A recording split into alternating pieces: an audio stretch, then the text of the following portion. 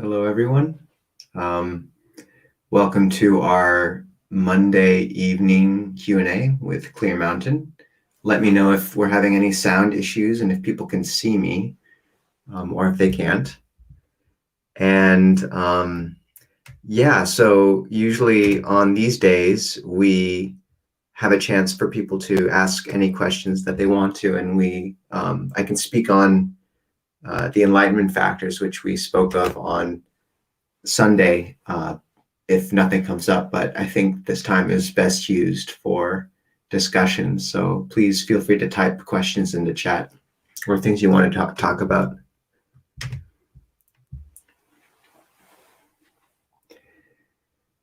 Namo tassa bhagavato arahato samma sambuddhassa. Namo tassa bhagavato arahato samma sambuddhassa. Namo tassa bhagavato arahato samma sambuddhassa. Buddhang dhammang sanghang namassami. So hello everyone, Clear Mountain community. Hello Dave, Allison, Aaron, Phil, Acme Baby Company. You're new. Hello, welcome. Sumana, it's good to see you. Chris, and and everyone else watching now and in the future. I'm Tan Nisabho, one of the monks who's part of the Clear Mountain Monastery project in Seattle, a monastery taking root in the outskirts of Seattle, hopefully. Although right now it's a website, and the idea of me in a kuti at some point, hopefully at the beginning of July. Ajahn Kovilo, a wonderful monk from Abhayagiri, is the other monastic who's part of this. And right now I'm actually with my parents, who are longtime practitioners, are just moved to the Methow Valley in central Washington near Winthrop to establish. My father actually retired early, about 5 years early, in order to help establish something called the Casket Hermitage, which was basically supposed to be a refuge for monastics, where they could come and retreat and offer teachings, and also just an opportunity for them to use their retirement for something that felt of genuine purpose. I think the traditional American dream of retiring into a beach in Havana or Hawaii is a soul-crushing fantasy.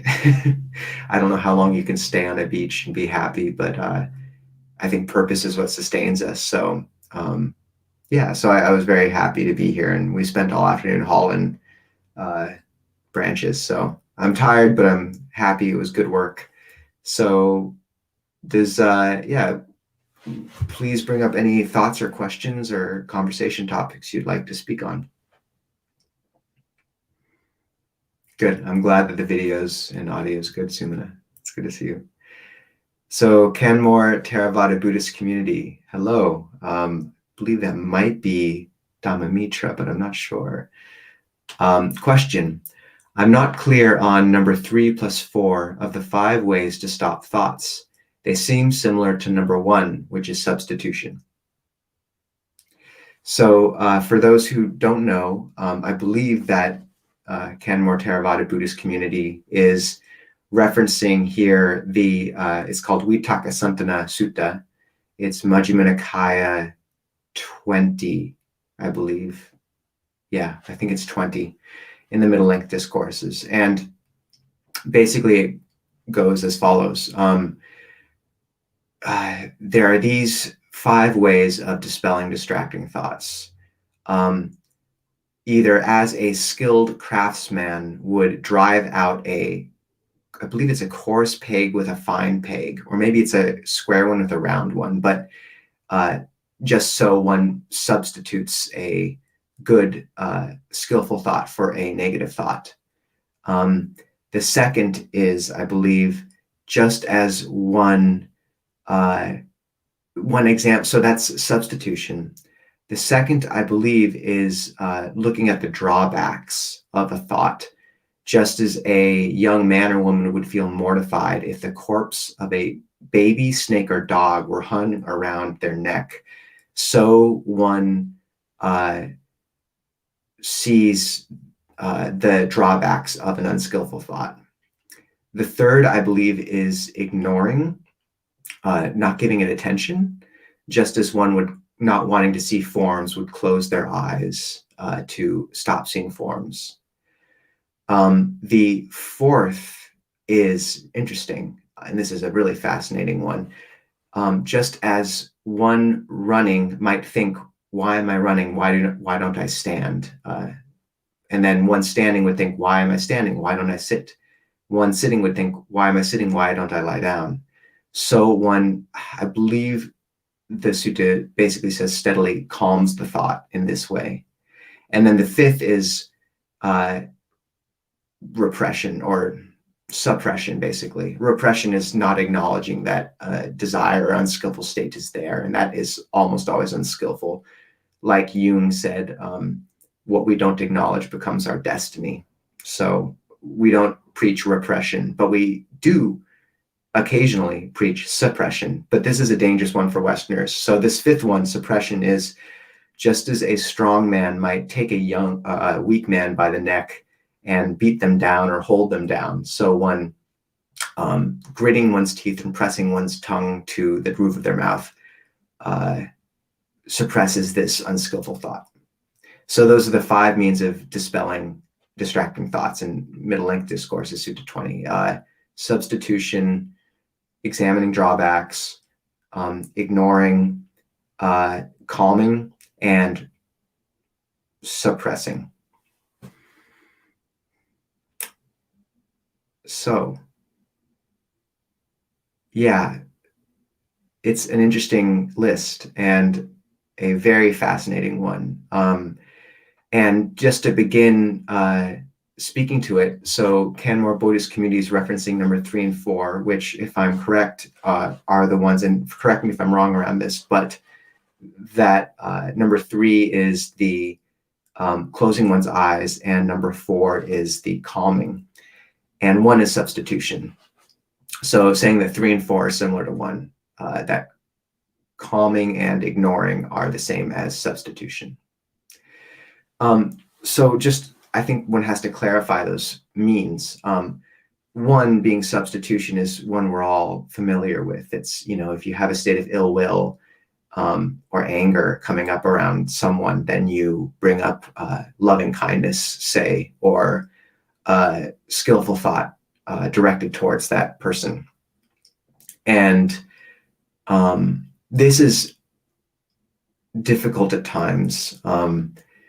I find it's a very powerful practice in the early morning, right when you wake up, because the self will attempt to crystallize the moment you wake up, and it'll usually crystallize around aversion or desire, because the unskillful states, the defilements, are the most easy go-to for the self to crystallize.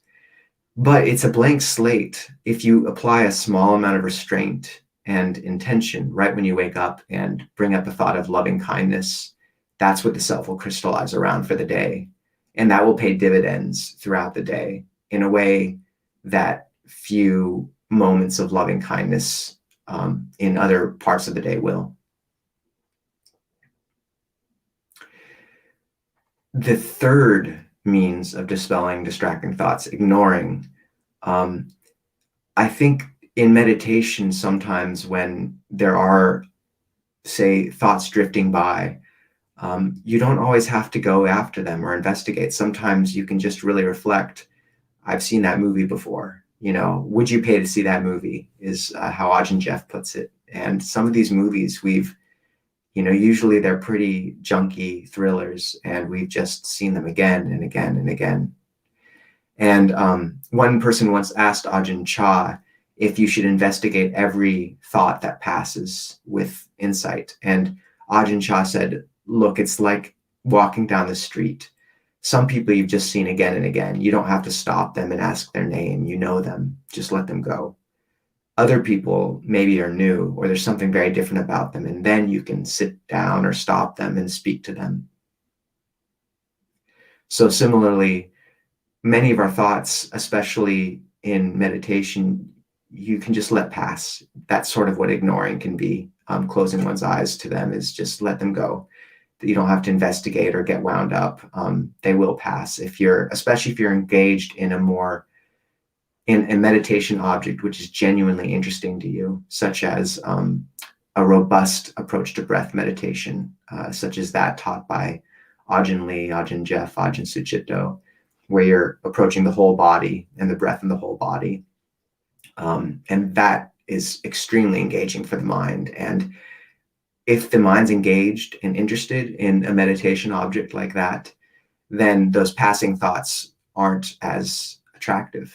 One of the great difficulties with meditation practice, as it's been taught in the West, is if people are just directed to stay with one point on their nose, for example, it's not that engaging, and passing distracting thoughts have a great allure.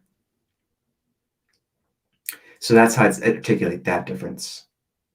The fourth means of dispelling distracting thought, which is that calming, and the metaphor being a running man saying, "Why am I running? Why don't I stand?" Standing man saying, "Why am I standing? Why don't I sit?" Sitting saying, "Why don't I lie down?" This is the most complex one in terms of, I've heard many interpretations. The interpretation I appreciate the most is Ajahn, actually, I've heard a few teachers say this, in that most thoughts will have a corollary in the body, a knot or a point of stress that arises before the actual thought. And with really strong thoughts, this is apparent even in our normal state of mind. As anger is beginning to arise, our breath gets short and our awareness rises into our neck and throat. We get hot. With more subtle thoughts, though, if, for example, you've cultivated breath meditation, then as the mind becomes calm and the breath energy begins to circulate freely through the body, the small and subtle manifestation of these bodily patterns associated with thought do become apparent. And you feel these knots form before thoughts, frequently in the head for me. And if you calm the bodily fabrication below, or in some sense, I guess, suppose it's a mental fabrication, if you calm that knot, then sometimes the thought just disappears of its own accord because it's lost its foothold in the body. The best way I found of calming in those cases is if you've used trigger points,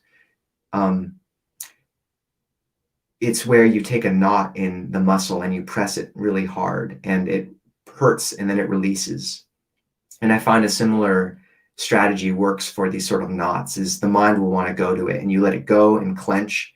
And if the, channels of energy in the body have been opened through skillful breath meditation, then the energy will be allowed to clench and release down, and the energy will begin to flow again. The breath will begin to flow, and that will hamstring any proliferative thought at its source.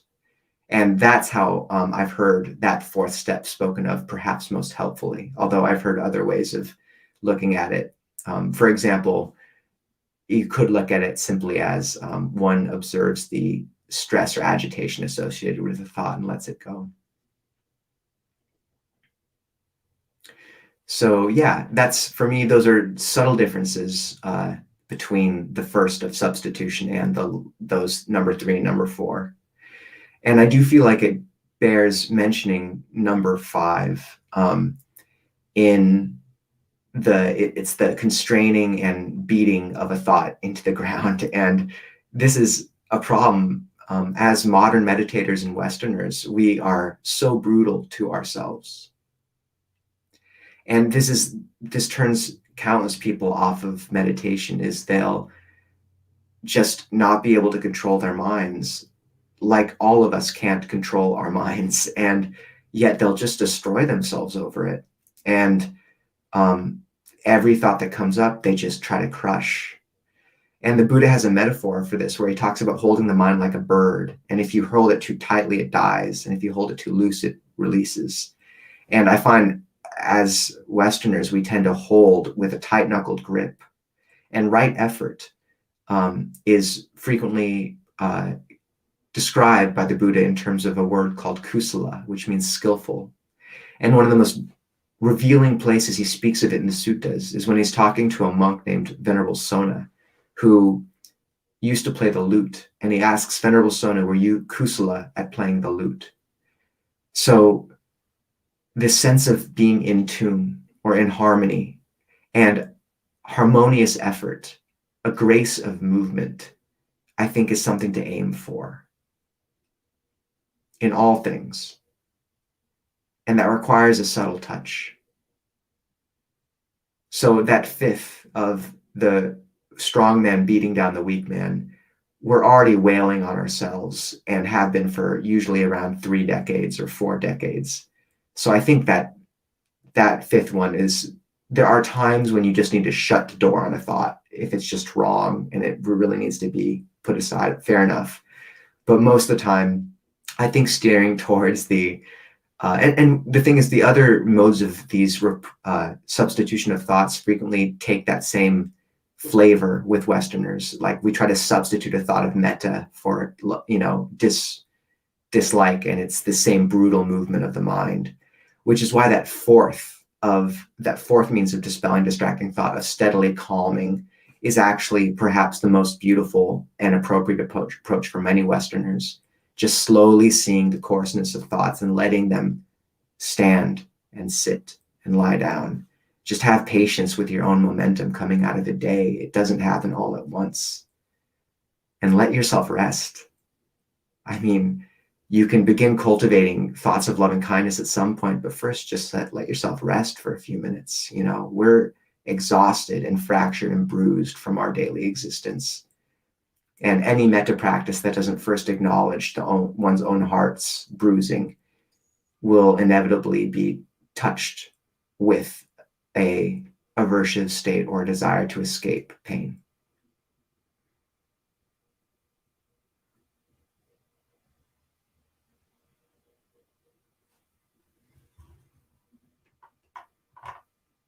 Sangamita. Okay, I almost got it right. Sorry. Okay, so that's one answer or one topic of discussion. Sierra, hello, good to see you. I was curious if you could talk about if lay practitioners can attain stream entry.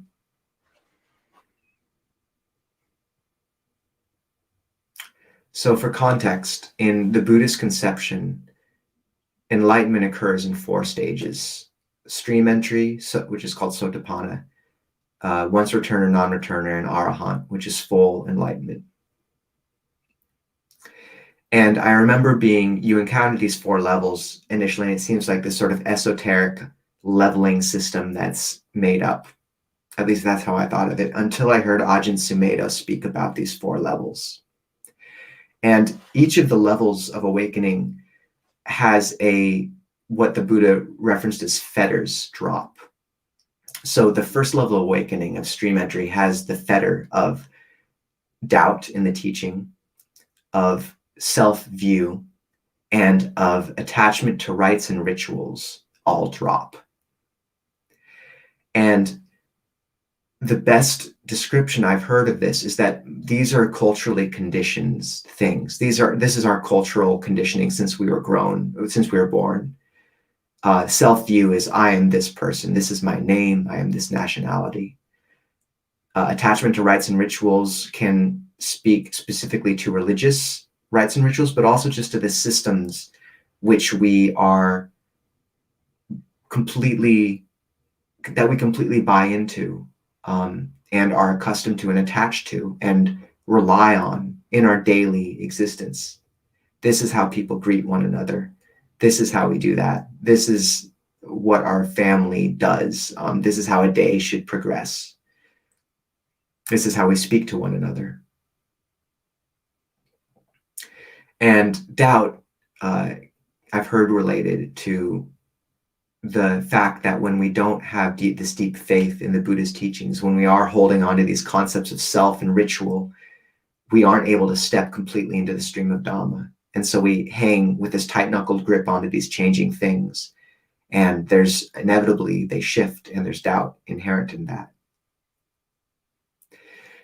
So the first level awakening isn't some arbitrary moment where the Buddha just spoke about 3 random fetters dropping. It's the lightest level of attenuation of the view of self and of these fetters, because the cultural conditioning is dropping.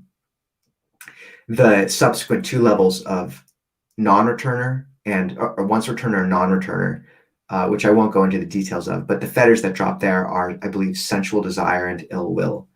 And those are biological desires. Our body wants to eat. It wants sexual fulfillment. It dislikes pain. So the second 2 levels, that's the biology dropping, the biological conditioning. And then the fourth of Arahant involves dropping things like conceit, restlessness. And these are defilements of the mind, fetters of the mind even. So these 4 stages of awakening, stream entry, once returner, non-returner, Arahant, which is full awakening, aren't some esoteric random ladder. It's the steady dropping of the fetters related to one's culture, to one's body, to one's mind. And lay people can attain. Yeah, absolutely. There's no question about that. The suttas are full of lay people attaining to levels of awakening. Not just stream entry, but once returning, non-returning. And this moment of stream entry is described as unbelievably important because the heart is irreversibly changed by its impact with the deathless, with something that's beyond conditions. And I can't speak about this from experience, and I can't speak about this in terms of sort of a dry materialist view of Western culture.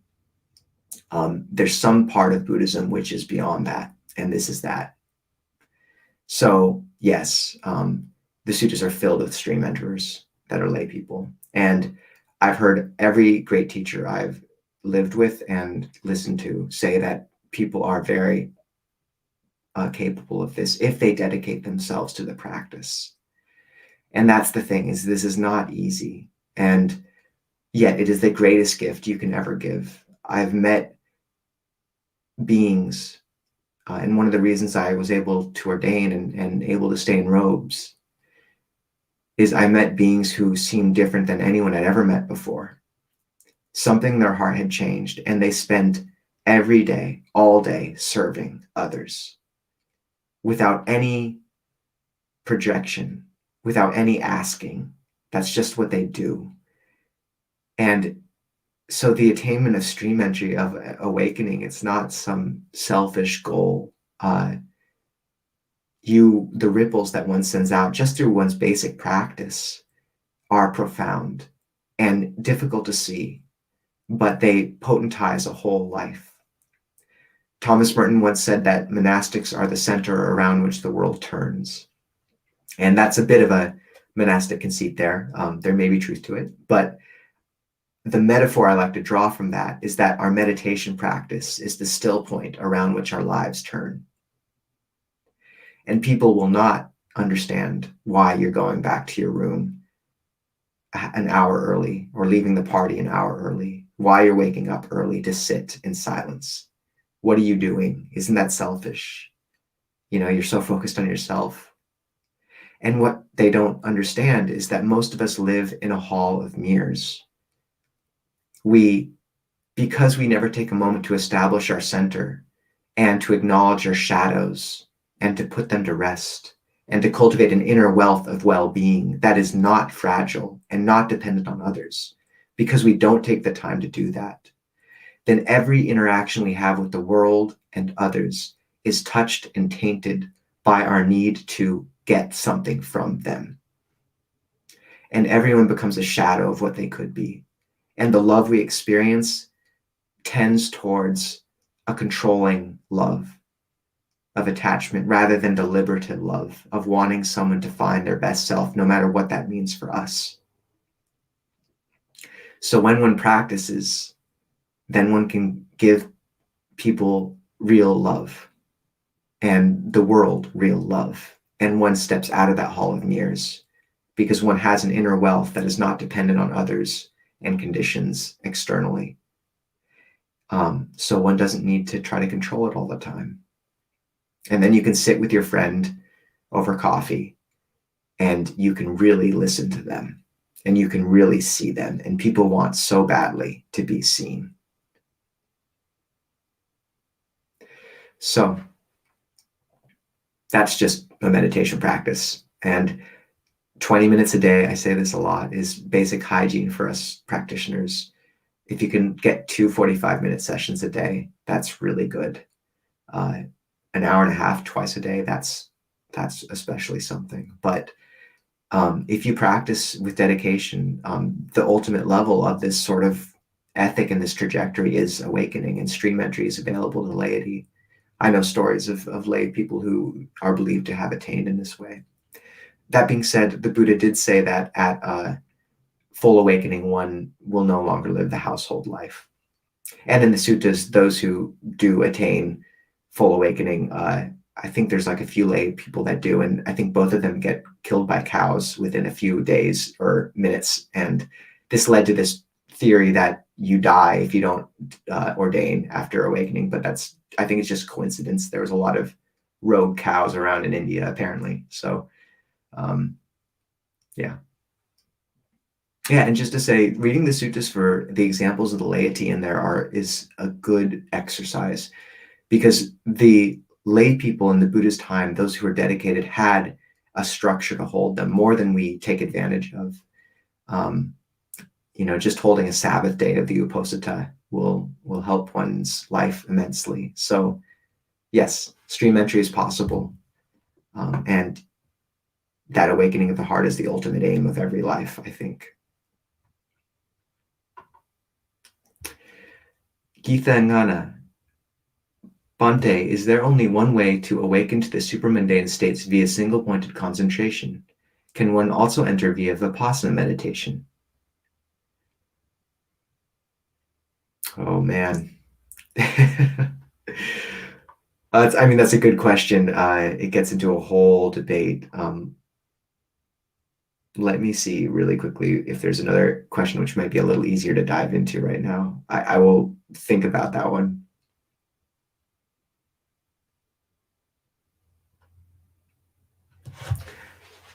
Okay.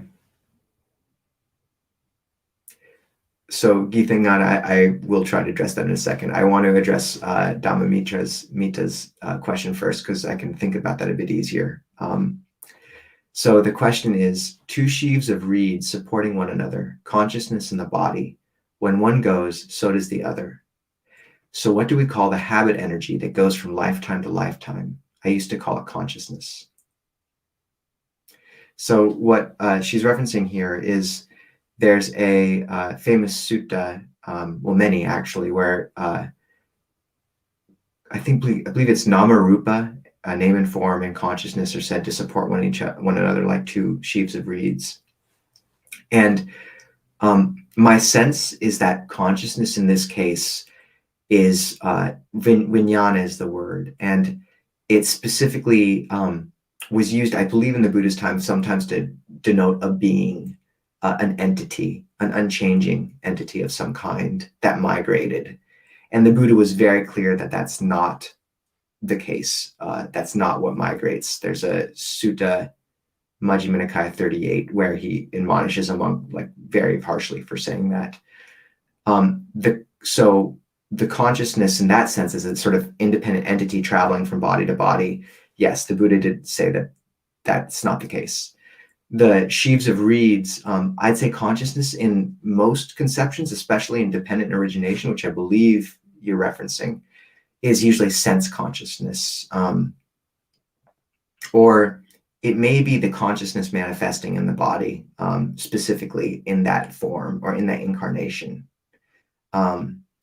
So what this implies, or the best way I've heard this spoken of, is people say, okay, if there's nothing that transmigrates from body to body, if there's no self, what does karma happen to? How can these two teachings exist in the same breath, in the same teaching?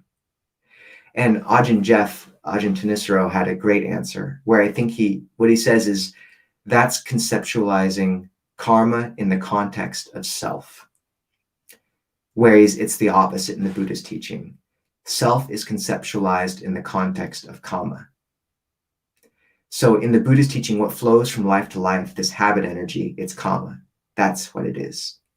And as to exactly what substrate that happens on, etc., what it is exactly, the Buddha didn't see need to go into such things. But the idea is, yes, if there's these conditions, if you create these habits, they carry from body to body. And that's your karma.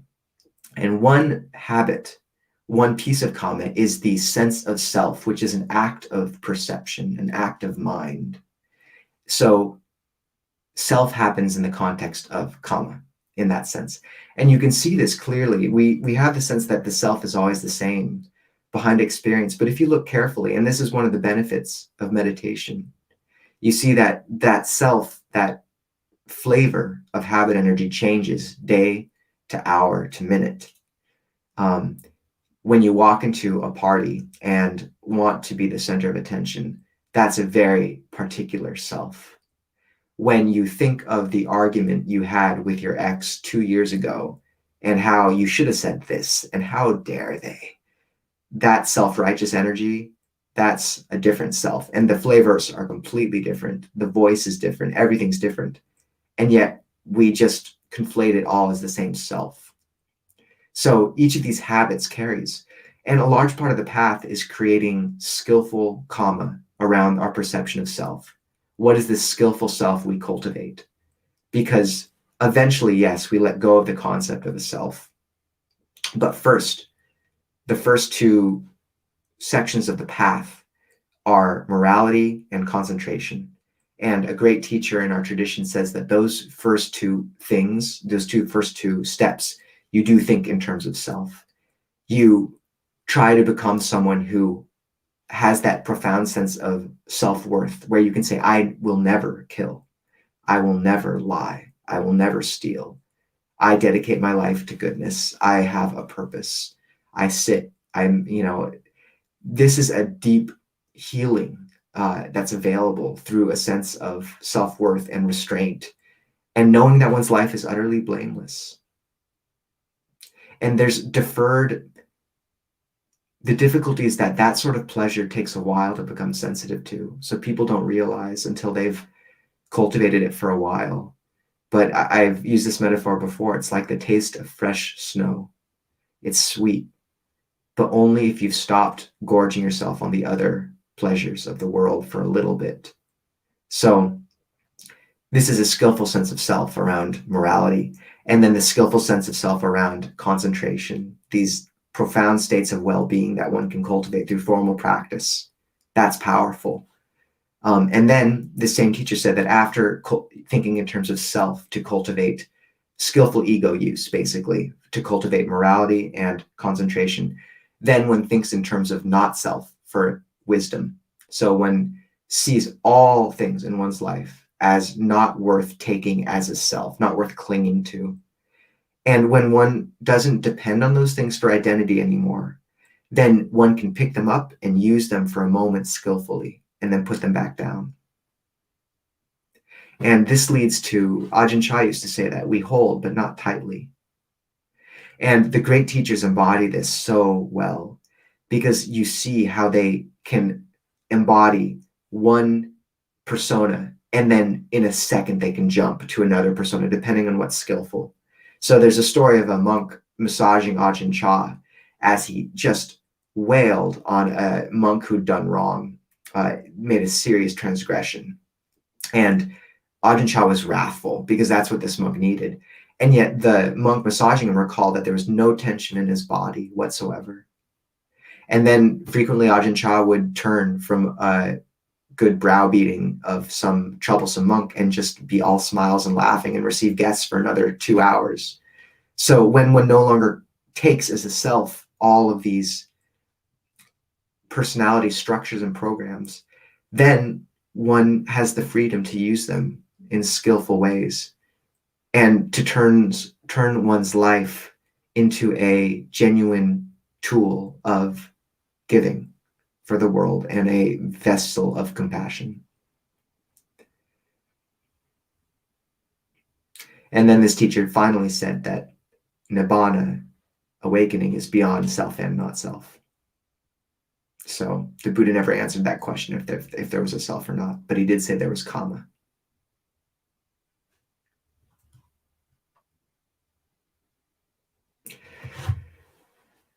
Okay, so I'll go back to Geetha Ngana's question now. It's a good question.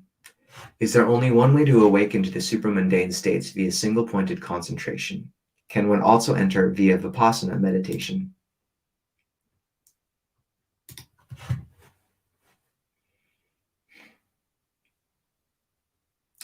So there's debate around this. Right concentration is profoundly important. All the teachers I've spoken to and practiced with say so. And in the Buddhist conception, right concentration is the 4 jhanas, which is the word the Buddha used to denote these particularly deep states of unification of mind, stillness of mind. And they're characterized by lucidity, by wakefulness, by clarity. And the particular thing about the concentrated mind, or the strange thing, is that it can see clearly. I've heard many teachers say we exercise the body by moving it. We strengthen the mind by letting it rest in stillness. And if one begins to cultivate this unification of mind, and one of the most powerful ways, the term is samadhi, one of the most powerful ways I find is breath meditation, particularly as taught by more and more by senior monastics in our tradition as a full-bodied conception of the breath. A useful resource on that is dhammatalks.org and the 2 PDF books, Keeping the Breath in Mind and With Each and Every Breath. Qigong is very helpful. So when one cultivates this stilling and refreshment of the body, and then the mind is allowed to just settle for the first time in years. Sometimes we've never actually had the mind settle into quiet. And frequently people will begin to cry when they encounter those states of concentration because it's the greatest happiness they've ever known. And what's more is that that state of stillness allows one to see one's experience clearly for the first time. If you're in a train and everything's moving and you've been in one since a childhood, you don't know what the landscape looks like. But if you stop, then things take on clarity. So samatha and vipassana meditation, translated as tranquility and insight. I've heard Ajahn Jaya Saro reference them just as stop and look. Stop and look.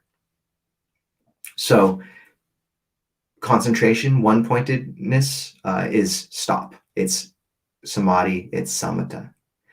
And it's characterized in several suttas as the heart of the Buddhist path. Majjhima Nikaya 117 talks about it that way. It's the heart. And it's extremely important. And what can be said very clearly from the suttas is that you can use any of the jhanas, any of the 4 deep stages of concentration are enough theoretically for one to attain awakening from them. They empower the mind to a sufficient degree that if one steps out of them or within them contemplates experience from that place in a particular way, the sutras are very clear that one can attain. So that's concentration and then vipassana insight. Last century in Burma and elsewhere, though, there was a movement where right concentration got set aside. And these are characterized in noting practices. I believe it's the Mahasi method and others.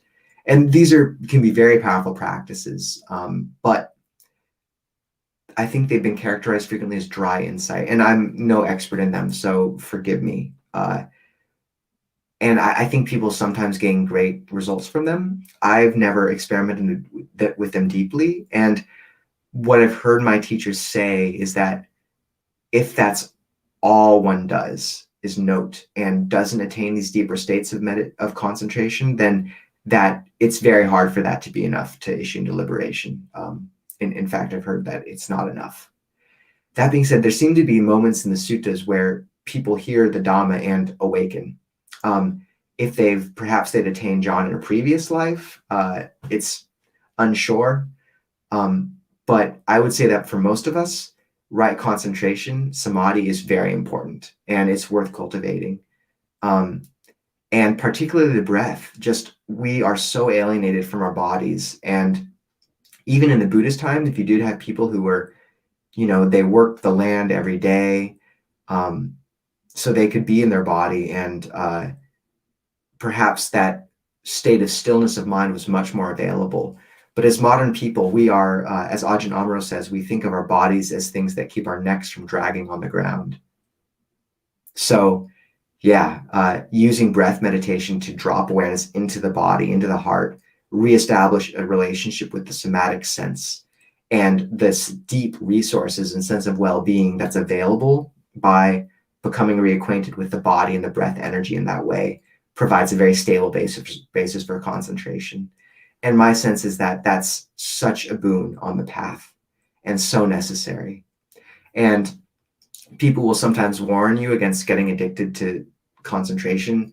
I don't think it's a problem for many Westerners. Don't worry. Like you should be so lucky. I should be so lucky. We should all be so lucky to be addicted for a time to that, because we're already addicted to pleasure, but we're addicted to sense pleasure. We can't live without pleasure. It's necessary. And if we don't find an alternate source of pleasure that is blameless and beautiful and not fragile, because these states of concentration, they aren't dependent on your spouse acting a certain way or on your body not being ill. It's there with you, and it is dependent on internal conditions, but it's far less fragile. So it's worth cultivating. And yeah, the Buddha, there's this great sutta in the long length discourses where the Buddha says, if wanderers from other sects say you are addicted to jhana, to concentration, you should respond by saying, yes, we are addicted to jhana. These are the four kinds of life completely conducive to concentration, to cessation, to dispassion, to enlightenment, to realization. So get addicted to meditation, get addicted to jhana. It's a good thing. And you can worry about letting go of that later, I'd say.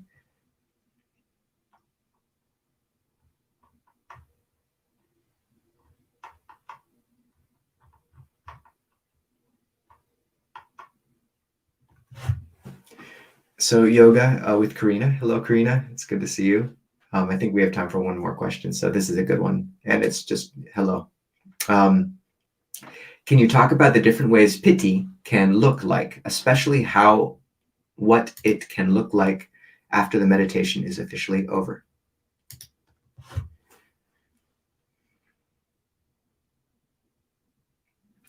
So piti, P-I-T-I, is the Pali word frequently translated as rapture.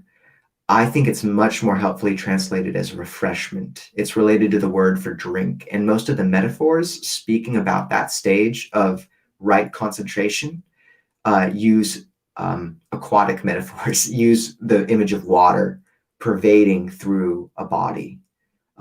There's the image of water pervading a ball of bath powder, and then water welling up in a cool lake, and finally water pervading a lotus that's immersed in it.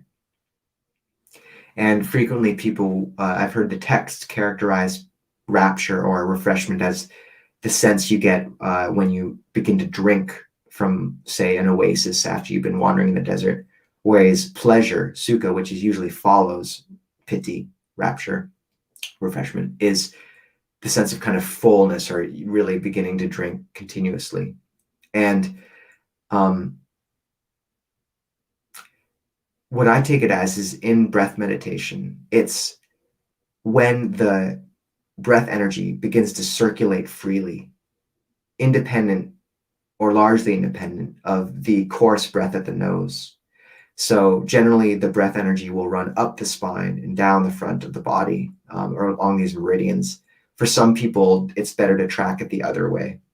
And there's a huge sense of refreshment in that. We don't realize how starved our bodies are for nourishment. And that sense of refreshment that wells up and nourishment is really a robust and sustaining source of well-being. So that's what it looks like to me. Right following that stage of breath meditation, in the Anapanasati Sutta, the mindfulness of breathing sutta, which involves 16 steps, the step involving rapture, refreshment, and pleasure is followed by, it's in the second tetrad, so it's step 5 and 6, is followed by becoming sensitive to mental activity and calming mental activity. And somewhere in there, frequently I believe and have been told as well that that's where a nimitta, a sign of light, will occur for many practitioners. So the visual field will become very bright. And Ajahn Fuang used to say that that's the light of the breath. And so I don't think that's exactly rapture, but it frequently comes along with it, I think, that perception of light. For me, when the mind becomes calm, I've worked with the sound of silence for a time, which is a subtle ringing in the ears that's taught by Ajahn Amaro and Ajahn Sumedho. If you want more on that, you can look at the PDF of a small booklet called Inner Listening. It's a very powerful object, but I think I've heard it referred to as the auditory equivalent of the perception of light. And frequently that will arise in tandem with rapture for me, when the mind calms, but I don't think it's equivalent to rapture. In Thailand, the piti is more commonly translated as rapture, and they'll frequently talk about tingling, about a sense of the body becoming discombobulated, feeling like you're filling the whole hall, or becoming very tall or floating, or a sense of coolness, or the hairs on the body will stand on end. And this is all speaks to the power of right concentration, is that if you can access this sort of pleasure, it's a great resource and you can share it, in the sense of you can share your well-being. I stayed with one teacher once. No one knows this teacher, or very few do, but he was far more impressive than his fame or his lack of fame would let on. And I believe he was one of the last people that Ajahn Chah ordained as a novice. And when Ajahn Chah asked why he wanted to ordain, he said he wanted to fly. And Ajahn Chah said it's best just to fly over the defilements, and then he ordained him. But I would see him bless things, which is something to do in Thailand a lot. They'll, different monks will bless babies, cars, pretty much everything. We're not really supposed to do too much of that in our lineage, but it's common in Thailand. Babies, cars. I've never seen a cell phone, but pretty much everything else can be blessed, especially water and amulets.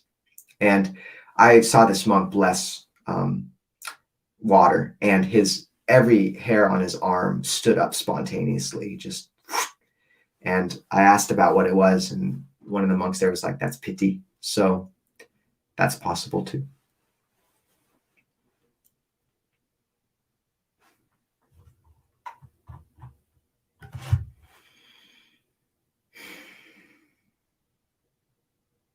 Okay, I think that's enough for the day.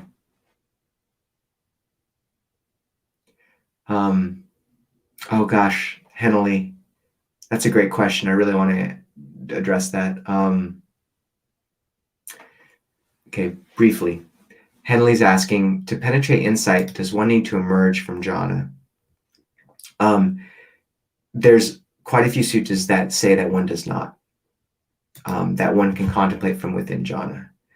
I believe, what is it called? I think there's one called One by One Anupada Sutta. It's about Sariputta's path to awakening, where the Buddha is talking about how Venerable Sariputta, one of the great disciples, awakened.